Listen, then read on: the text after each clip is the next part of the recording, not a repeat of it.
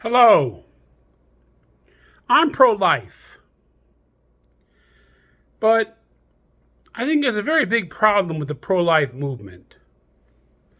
And I think the problem with the pro-life movement is there's too much hypocrisy in the pro-life movement. Now, we're all hypocrites. Every human being on the earth struggles with hypocrisy. If you don't think you struggle with hypocrisy, you're not very introspective because we all struggle with it. But I have a question. What is the difference between a woman aborting her unborn child and God destroying God's own creation? What is the difference between a woman putting an unborn child through the pain and horror of abortion and God putting one of God's creations through the pain and horror of eternal conscious torment?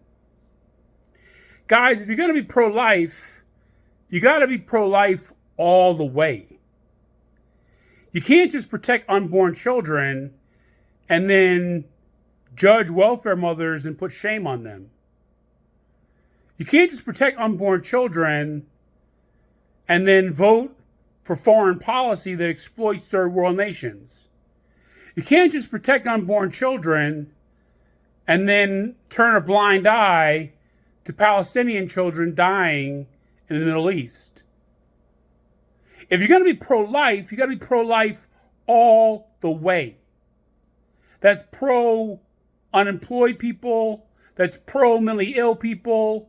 That's pro-elderly people. That's pro-gay, lesbians, bisexuals, and transgendered people.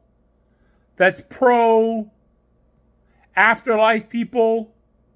Like you're not thinking that God's going to destroy them or put them in eternal conscious torment, but you're allowing God to reveal a better future for them in your imagination. That's being all the way pro-life. I'm pro-life. I'm anti-abortion. But I'm also pro a welfare state that provides free health insurance and that forces health insurance to cover alternative medicine because Western medicine has serious issues lately. For-profit initiative in Western medicine has caused a disease-oriented methodology in Western medicine where people are like almost creating diseases with diagnosis. It's like you're so disease conscious, you're no longer health conscious. So our insurance companies should be providing coverage for alternative medical healing methods like acupuncture, energy healing, Reiki healing, all these other kinds of healings that are out there. If you're going to be pro-life, be pro-life. Because just being pro-unborn children is beautiful, but it's incomplete and it's hypocritical. If you're pro an unborn child, but then when that child turns 9 years old, and you vote against that child's school getting funding for band instruments, what happened to your pro-life for that child? What happened to your being pro that child? You were pro when they were in somebody else's body. You were pro that child then, but when they're 9 years old and they're carrying a gun to school, now they're a serious problem and now they need to be dealt with.